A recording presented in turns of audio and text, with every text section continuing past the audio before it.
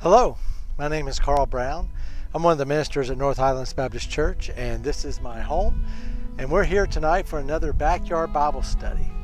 This week we've been getting into the end, or the second half of 2 Kings. And we're going to look at chapters 13 through 20, but mainly we're going to be focusing on King Hezekiah. So take a minute and separate yourself, maybe get out a pencil and paper if you like to take notes, or get out your Bible, and let's get into the Word.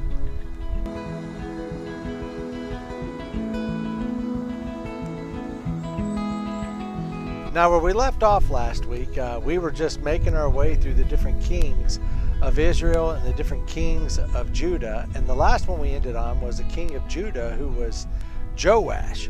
Joash, who was raised to power when he was 7 years old, and the queen mother was executed because she wasn't supposed to be in power in the first place.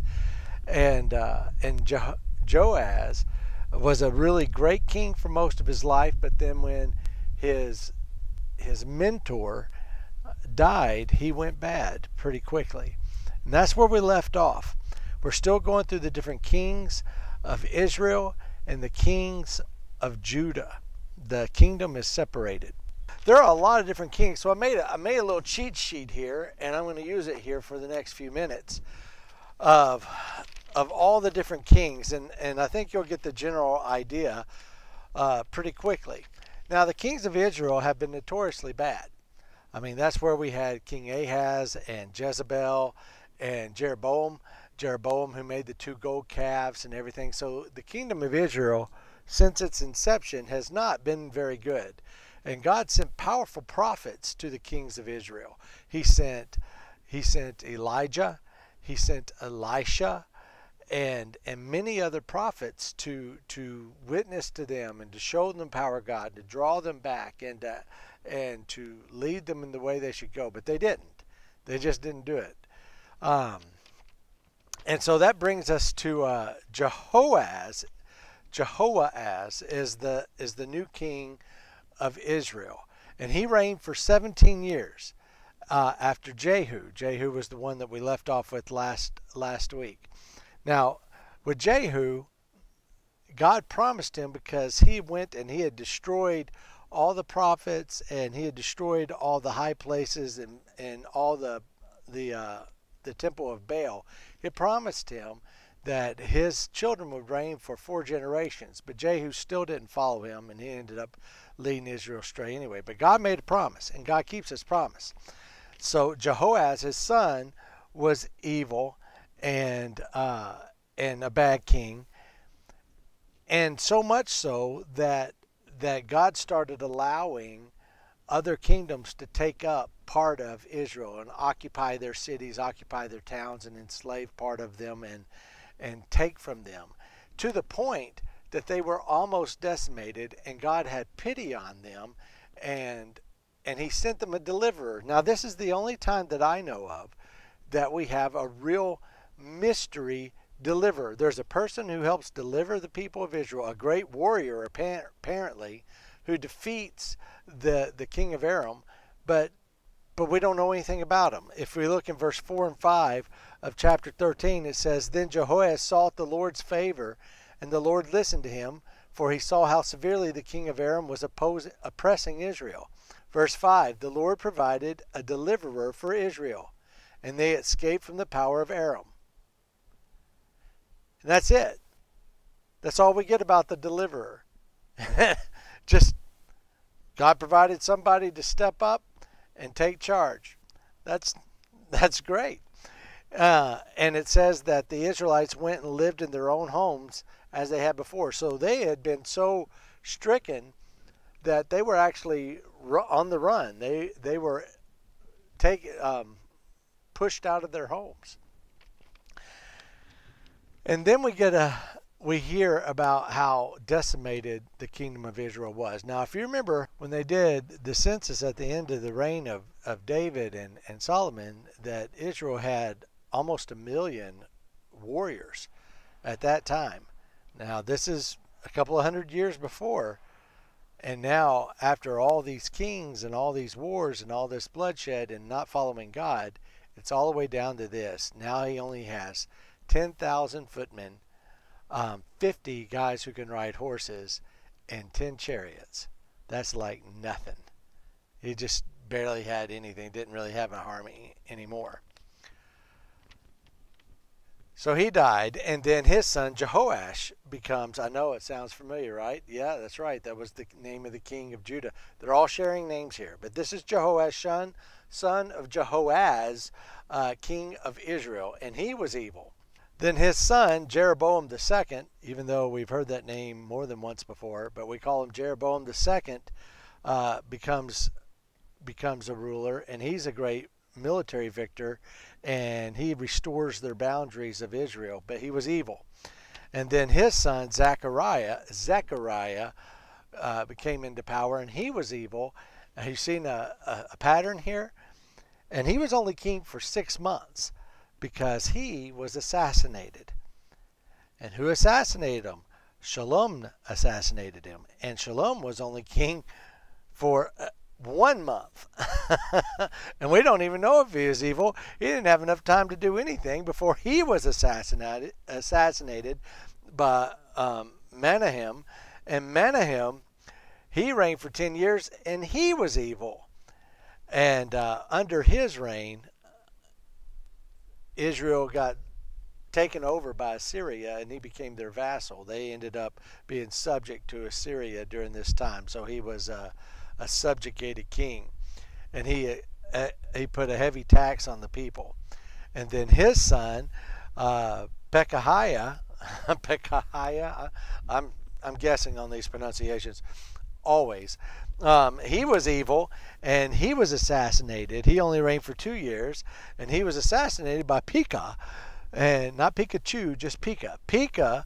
And Pekah reigned for 20 years, but then he was assassinated. And then Hoshea became king, and he was evil, but not as evil as the others. I think it's interesting how it puts it in Scripture that he was evil, but he was not as bad as the other kings that went before him. So, but he did do one thing that was really stupid. He rebelled against the great kingdom of Assyria that they were subject to, and because of that, the Assyrians came in and destroyed Israel, and took all the people into exile. All of them were evil, and the family of Jehu, just like God promised, only was on the throne for 4 generations. His word came true. His son, his grandson, his great-grandson, and his great-great-grandson, that's all that sat on the throne. And his great-great-grandson was only there 6 months. We've come to the end of the kingdom of Israel, the 10 tribes of the north. They have been conquered, and now they're being exiled to Assyria, which is modern-day Iraq, and it's a great kingdom, and he spreads them all out, and then he brings new people in to occupy northern Israel. But before you get upset with God about that, the writer of 2 Kings tells us the reason why in great detail. And you already know this, but I think it's important that we read it anyway. So I'm in chapter 17, verse 7. All this that happened to Israel took place because the Israelites had sinned against the Lord their God, who had brought them up out of Egypt from under the power of Pharaoh, the king of Egypt. They worshipped other gods and followed the practices of the nations the Lord had driven out before them, as well as the practices that the kings of Israel had introduced. The Israelites secretly did things against the Lord their God that were not right. From watchtower to fortified city, they built themselves high places in all their towns. They set up sacred stones and Ashtoreth poles on every high hill and under every spreading tree. At every high place they burned incense, as nations whom the Lord had driven out before them had. They did wicked things that provoked the Lord to anger. They worshipped idols, though the Lord had said, "You shall not do this." The Lord warned Israel and Judah through all his prophets and seers. Turn from your evil ways, observe my commands and decrees. in accordance with the entire law that I commanded your fathers to obey, and that I delivered to you through my servant the prophets. But they would not listen, and were as stiff-necked as their fathers, who did not trust in the Lord their God. They rejected his decrees and the covenant he had made with their fathers and the warnings he had given them. They followed worthless idols and themselves became worthless.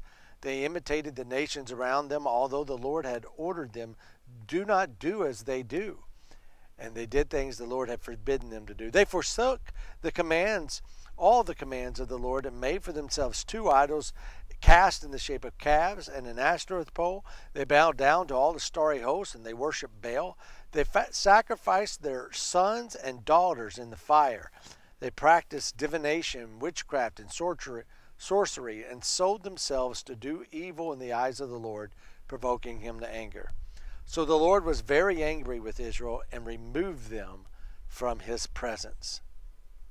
What we have here is an indictment against the kings of Israel and against the people of Israel that cannot be denied, and that we have a very detailed history of, and we just finished, after all these months of us doing these Bible studies, every single one of those things that is brought as a charge against them, we've read the stories. And God was long-suffering and very patient with Israel, and he had warned them many, many times.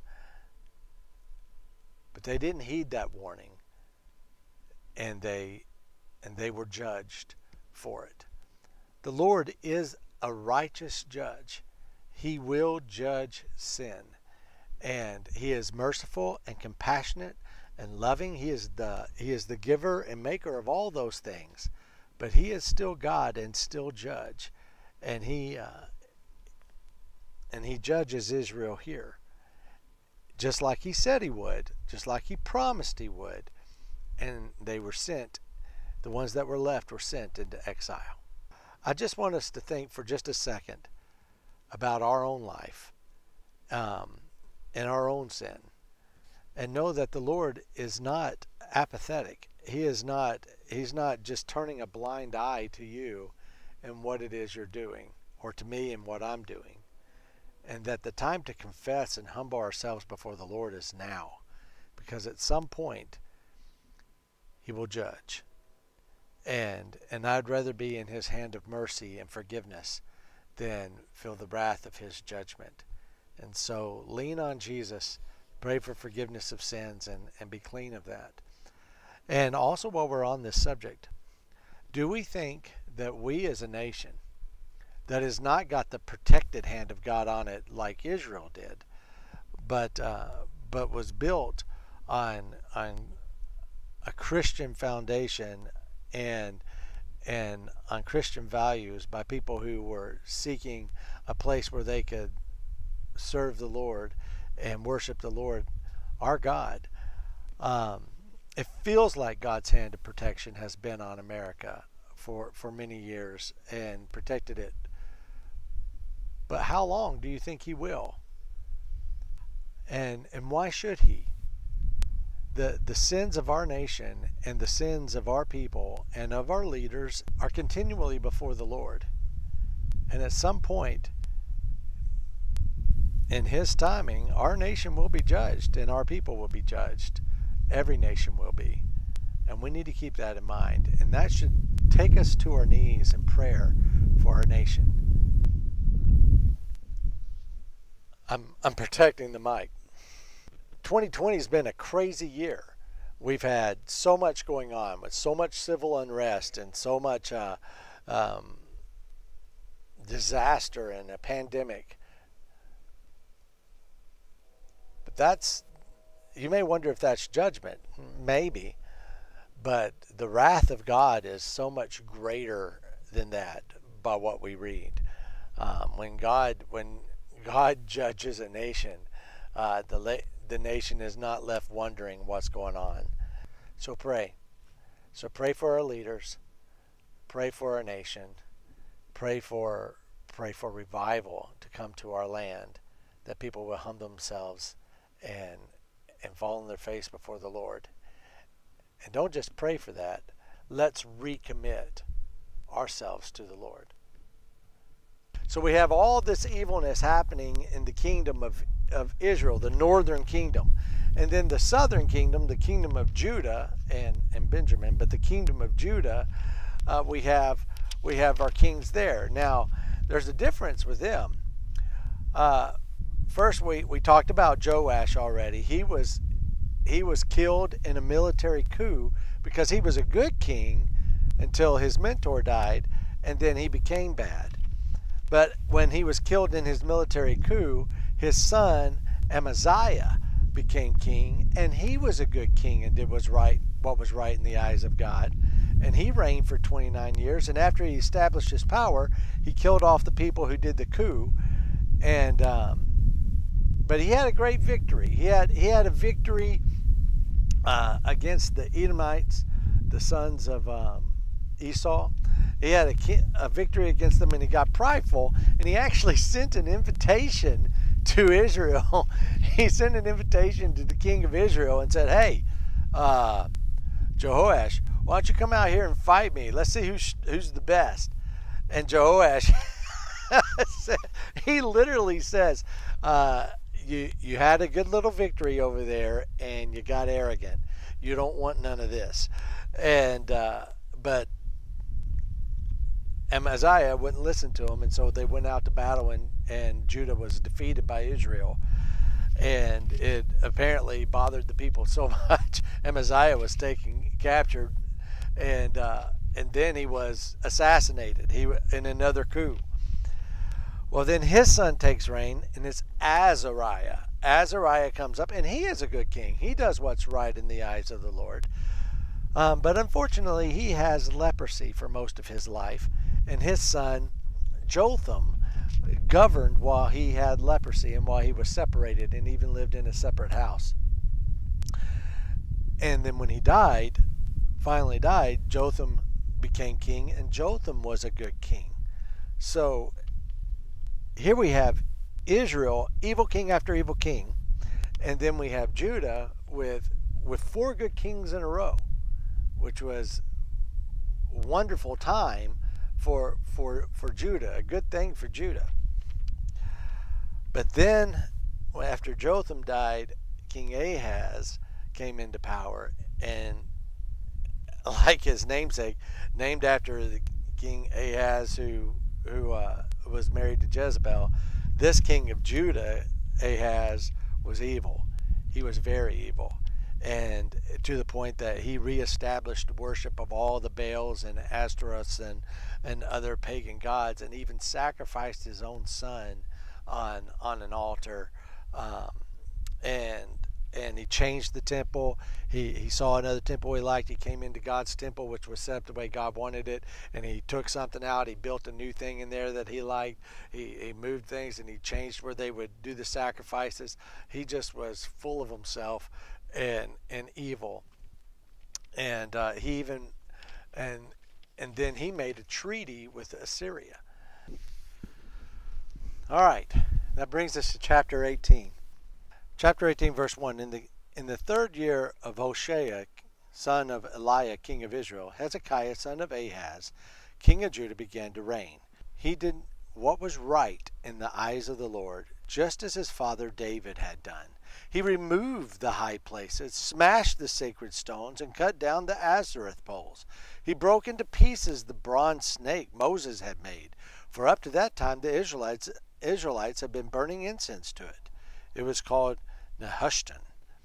Now, I think we really need to take note how this is different from everything we've read so far.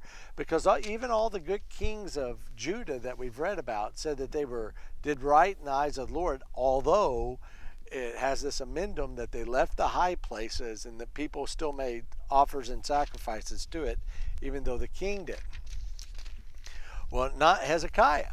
Hezekiah, son of Ahaz, who was a terrible king and had sacrificed apparently his brother, was a terrible king, did do that. He did remove the high places and the poles, the Ashereth poles and the idols that were there. And he even went beyond that. He did something that probably would have shaken the all of Judah. He broke and cut into pieces the bronze snake, if you remember, that Moses had made for the people to look to when they were being judged by the Lord and being bitten by fiery serpents. They had turned that into an idol. And Hezekiah had realized that, and he realized that that is not a sacred thing, and so he destroyed it.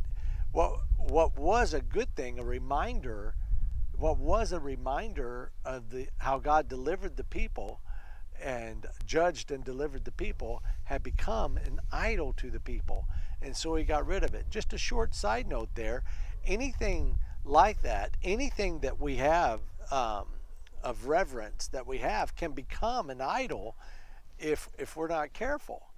And Hezekiah recognized that. Hezekiah was off to a really great start. Look at verse 5. It said, Hezekiah trusted in the Lord, the God of Israel.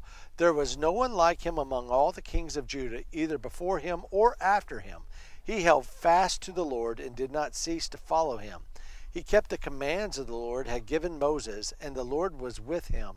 He was successful in whatever he undertook. So last week we talked about how Joash had done right in the eyes of the Lord and done many great things right, but when his mentor died, he went bad, and his heart wasn't in it. And we talked about Jehu and how he had was zealous and passionate to do the Lord's work and to tear down all these idols and stuff in the kingdom of Israel. And he did it, but his heart wasn't changed. And so after he was done with that work, he went right back to being evil and not worshiping the Lord. Hezekiah is different. Hezekiah is sincere. Hezekiah's heart is what made this change. Hezekiah's heart is what directed him, and the Lord directed him to do these things, but he had a true personal relationship with the Lord. He trusted in the Lord, and he sought the Lord, and the Lord was with him. That is all the difference in the world. All the difference in the world. It's a matter of the heart. It's a matter of truly being sincere and trusting in the Lord and putting him first in your life. And Hezekiah did that, and God gave him great success in so many things. And just another side note here, I want you to realize that his dad was terrible. His dad had sacrificed one of his brothers and had done all this Baal worship and Ashtoreth worship and temple prostitutes and all this stuff. But Hezekiah didn't follow his dad. He followed his granddad, Jotham. I just want to encourage all you grandparents out there. You have a tremendous influence over your grandchildren. And even if your children can be a disappointment at times, don't ever give up on them, and don't give up on your grandchildren. And because you have powerful influence. So Hezekiah has a great start. And then we see right away that in following God, that he was brave. Way beyond what we would consider even doing. In the second half of verse 7 it says, he rebelled against the king of Assyria and did not serve him. This is the same Assyria that is a superpower of the entire Middle East and Eastern Europe and Western Asia at this time. Assyria is a huge superpower. And he defies them, and they've just destroyed Israel. They've just taken Israel into exile, the northern kingdom. And Judah is not as big. It's smaller in territory, and they don't really have a lot of men to fight such a great king. So Assyria amasses its forces and comes after the kingdom of Judah and King Hezekiah.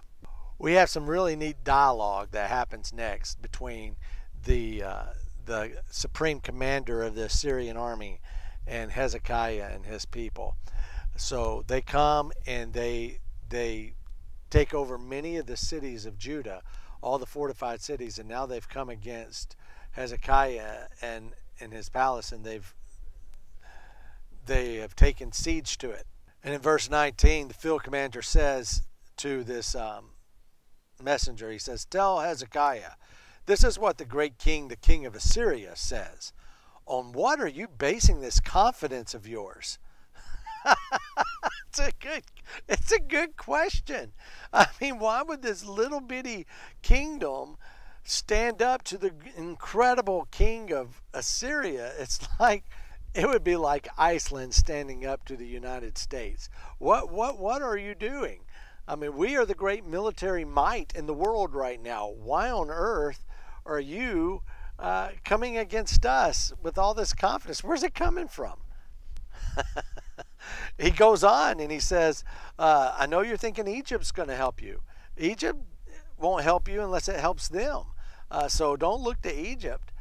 And he says, well, now you're going to tell me that the Lord your God's going to help you. And here's a great misunderstanding of who the Lord your God is.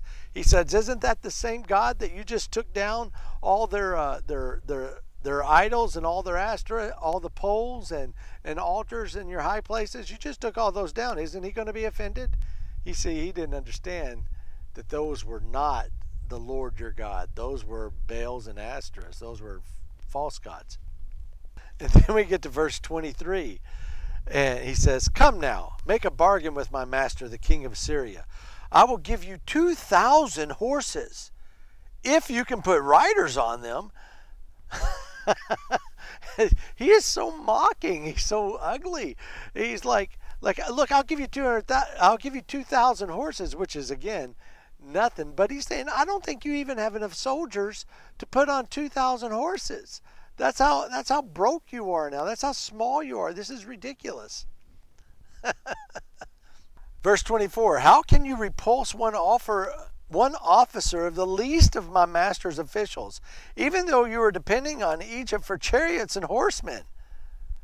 Furthermore, have I come to attack and destroy the place without a word from the Lord? The Lord himself told me to march on this country and destroy it. Wow. He's saying, if I just take one of my junior officers here with the soldiers that are in him, he can take over your whole country. What are you doing? You have no legs to stand on, is what this guy's saying. He's mocking them. He's insulting them. But he's also throwing some truth bombs at them because he does not understand how such a small amount of people can stand up against his great army. He doesn't even think they have 2,000 men that could ride a horse. And you're going to see in just a minute just how many men he has. So Eliakim, who is the messenger, who is there, one of the officials, and Shebna and Joah said to the field commander, please speak to your servants in Aramaic, since we understand it. Please don't speak to us in Hebrew in the hearing of the people on the wall. Lower your voice. You're speaking too loud. You're going to scare all of our people that are behind the wall over there. Can you just talk to us in Aramaic? That way they won't understand what you're saying. Oh, well, this really roused the guy up. And so he speaks all the louder and he starts yelling to the people on the wall. Look at verse 27. He says, but the commander replied, was it only to your master and to you that my master sent me to say these things, and not to the men sitting on the wall over there, who, like you, will have to eat their own filth and drink their own urine? Wow, that's a vulgar and gross picture that he gives them of the siege that's about to happen. Then the commander stood and called out in Hebrew, hear the word of the great king, the king of Assyria. This is what the king says. Do not let Hezekiah deceive you. He cannot deliver you from my hand. Do not let Hezekiah persuade you to trust in the Lord when he says the Lord will surely deliver us. This city will not be given to the hand of the king of Assyria. Do not listen to Hezekiah. This is what the king of Assyria says. Make peace with me and come out to me. Then every one of you will eat from his own vine and fig tree and drink water from his own cistern, until I come and take you to a land like your own, a land of grain and new wine, a land of bread and vineyards, a land of olive trees and honey. Choose life and not death. Do not listen to Hezekiah, for he is misleading you when he says, the Lord will deliver us. Has the God of any nation ever delivered his land from the hand of the king of Assyria, or the gods of Hamath and Arpad? Where are they? Where are the gods of Shepharim and Hena and Iva? Have they rescued Samaria from my hand? Now he's getting personal. He's talking about Israel. Who of all the gods of these countries has been able to save his land from me? How then can the Lord deliver Jerusalem from my hand? The commander really, really laid into all the people on the wall. And you can just imagine a great crowd of them showing up as he's talking to them in Hebrew. And Eliakim and these other two officers are just kind of can't believe what he's saying. He's saying, listen, it's going to get so bad that you're going to eat your own filth and you're going to have to drink your own pee. It's terrible. And yet, if you just surrender to me, sure, you'll have to go into exile, but hey, it's going to be nice. It's like the promise they had of old. It's going to plant a place flowing with milk and honey and olive oil, and you're going to love it there, and you'll live. Choose life, not death. And as far as the Lord your God goes, did he save Samaria? No, we've taken over Samaria. Did he save any of these surrounding nations that you've heard of? No, their gods didn't save them either. So what God's going to save you? I imagine that a lot of people weak in their faith at that time were ready to throw open the doors and just walk out because people give up so easy. But not Hezekiah. Not King Hezekiah. Let's look in chapter 19. When King Hezekiah heard this, he tore his clothes and put on sackcloth and went into the temple of the Lord. And he sent Eliakim and the palace administrator and Shebna and the secretary and the leading priests, all wearing sackcloth, to the prophet Isaiah. He went into the temple and humbled himself, and he prayed, and he sends for the prophet. He did exactly the right thing. He sought the Lord. He needed the Lord's help. And he sends for a man of God. And Isaiah sends a message to him. He says, don't be afraid. The Lord has heard his insults against himself. The Lord can defend himself. Don't you worry about it. The Lord will destroy him. As a matter of fact, he even told him that how he was going to do it. He says, I'm going to call him away. I'm going to give him a report that's going to get his attention and make him draw some of his army off. And since he's not worried about you, he's going to kind of leave you here. But when he's drawn off, I'm going to take care of him. And sure enough, a report came, and he had to go take care of another rebellion somewhere off a little bit. And his name, by the way, was Sennacherib. And so Sennacherib sends a letter to Hezekiah and says, now, remember what I told you, and he repeats those threats. Remember, your God's not going to save you. So this is what Hezekiah does, and I think this is Hezekiah's greatest moment. I really want you to watch this. Hezekiah did many great things, but I think this is Hezekiah's greatest moment and what we can really learn from. Verse 14. Hezekiah received the letter from the messengers and read it. Then he went up to the temple of the Lord and spread the letter out before the Lord. And Hezekiah prayed to the Lord. Listen to this prayer. O Lord, God of Israel, enthroned between the cherubim, you alone are God over all the kingdoms of the earth. You have made heaven and earth. Give ear, O Lord, and hear. Open your eyes, O Lord, and see. Listen to the words Sennacherib has sent to insult the living God. It is true, O Lord, that the Assyrian kings have laid waste to these nations and their lands. They have thrown their gods into the fire and destroyed them, for they were not gods, but only wood and stone fashioned by men's hands. Now, O Lord our God, deliver us from his hand, so that all kings on earth may know that you alone, O Lord, are God. There's something I really want you to get from this prayer. Hezekiah, even though he had already prayed to the Lord, even though the Lord had already told him that everything was going to be okay, when he got this letter, even though it could have instilled more fear in him, maybe did, he went and he laid it on the altar and he prayed to God, and this was his greatest moment. He put all of it in God's hands. And he didn't ask for glory. Hezekiah didn't ask for personal glory. He didn't say, give me the victory. He didn't say, give me a great victory here. David's prayed that before. Others have prayed that before. He didn't say, give me a great victory. He said, Lord, Lord, look what they've said about you. Deliver us from him, Lord, that everyone will know that you are the God. You are the one and only God. You are the true God. Hezekiah prayed for the glory of the Lord.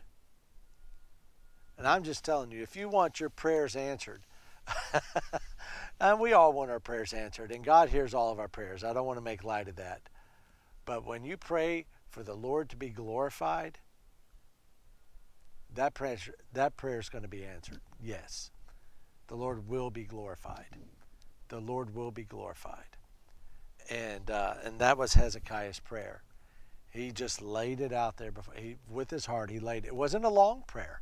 It wasn't this great long prayer like Solomon had. It wasn't a psalm like David had. It was just a heartfelt cry to the Lord. Please deliver us for your name's sake, that everyone will know that you are God. It showed his faith. It showed his trust. It showed his reliance on the sovereignty of God and his desire for the glory of God. That's a great prayer. I think it's the greatest moment of Hezekiah's life. And God hears your prayers. That is kind of the rest of the story. God hears your prayers. And Isaiah was told this prayer by the Lord. And most of this chapter, chapter 19, is God's beautiful response to Hezekiah. And it tells him many different things. But I just want to read the end of it. I want you to read all of it, but right now I'm just going to read the end of it. Verse 32, he says, therefore this is what the Lord says concerning the king of Assyria. He will not enter this city. Now that's hard to believe just because they've surrounded it. And like I said, it's like United States going against Iceland. It's like nothing, they're nothing compared to them. He says, he will not enter the city or shoot an arrow here. He will not come before it with shield or build a siege ramp against it. By the way he came, he will return. He will not enter this city, declares the Lord. I will defend this city and save it for my sake, and for the sake of David, my servant. It's an incredible promise. And I'm sure it gave Hezekiah great peace, knowing that the Lord had made this kind of promise. Not only are they not going to lay siege to the city anymore, they're not going to build a siege ramp, they're not going to shoot an arrow, they're not going to ever enter the city.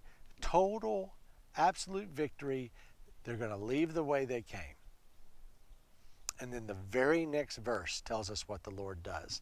And I cannot believe this is not a more popular story in our churches and talking to our children. This is an amazing thing that happens here in verse 35.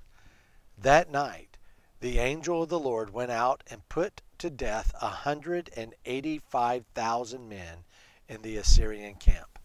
When the people got up the next morning, there were all the dead bodies. So Sennacherib, king of Assyria, broke camp and withdrew, and he returned to Nineveh and stayed there. 185,000. Now I told you we would learn about the size of this army. So Israel had been decimated to the point of just having 10,000 soldiers years earlier. Judah now had been decimated into where it was just this one fortified city that Hezekiah was in, and it was about to be taken over, and they didn't think they even had 2,000 men to put on horses. And the king of Assyria had well over 185,000 people there, probably over 200,000 or more people there. Who knows how many? It could have been 500,000. We don't know how many he had, but it was an insurmountable number of people But when he woke up, he had lost a significant amount of his army. I would say most significant amount of his army, because very shortly after this, he is defeated by the king of Babylon, and he loses his, Assyria loses its power. So this is the catalyst for that, and I'm surprised we don't talk about that more. 185,000 soldiers just dead. They wake up the next morning, they find out that 185,000 of them are dead. So what's he do? He goes home. He doesn't have any more power. He's lost his army. He's lost all of his influence. So he goes home, and sure enough, he's assassinated. So who gets the glory for that? The Lord. No one gets the glory for that. There was no champion. There was no great defender. There was no Samson that came along. There was no great warrior like David. No, the angel of the Lord did it. The Lord got all the glory for it. And they knew it. They knew it. They went home, and Hezekiah praised God for it. God hears your prayers. Trust in him. God is always on time. Always. He's right on time. I mean, it may seem like it's all over, but God is on time. He's not late. He never runs late. And he will defend himself. He will defend his own honor, and he will defend his name. So get on board with that, defending his honor and his name and glorifying him, and you're going to be on the winning side. Period. And that's a good lesson for us today. Now, how did it go for Hezekiah? Well, Hezekiah, not too long after that, became sick, and the Lord told him that he was going to die, or the prophet told him he was going to die, to get his things in order. Well, when he was given the worst news that he possibly could be given about being sick and dying, who did he turn to? Once again, he turned to the Lord. He turned to the Lord, and in front of the altar, he prayed and cried to the Lord. And he said, Lord, please remember me. He says, remember how I was faithful to you. And he wept before the Lord. And you know what the Lord did? The Lord told Isaiah to tell him, I'm going to give him 15 more years. And he did. He gave him 15 more years of life. Hezekiah was a praying king. He had powerful prayer. The Bible tells us in the New Testament that the prayer of a righteous man can accomplish many things. So I believe that Hezekiah was a righteous man who was bought out, sold out for the Lord, trusted in him, loved him, sought him, led people to him, and his prayers were powerful and effective. We can learn a lot from Hezekiah. I'm going to end it there today. There's another good lesson in chapter 20 from Hezekiah, but we can probably talk about it a little bit next week.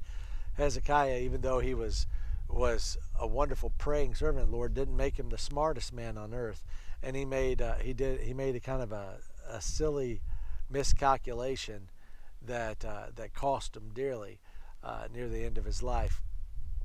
We'll talk about that more next week as we finish up 2 Kings. Next week we'll read chapter 20, which was part of your reading this week. You've probably already read it, but we'll go through the end of 2 Kings, and we'll finish up the story of the two kingdoms, Israel and Judah. I hope you've enjoyed our time together. I've enjoyed teaching it. Let me encourage you again to pray for our nation right now and to seek personal revival and revival in our community and throughout our land. I hope to see you next week.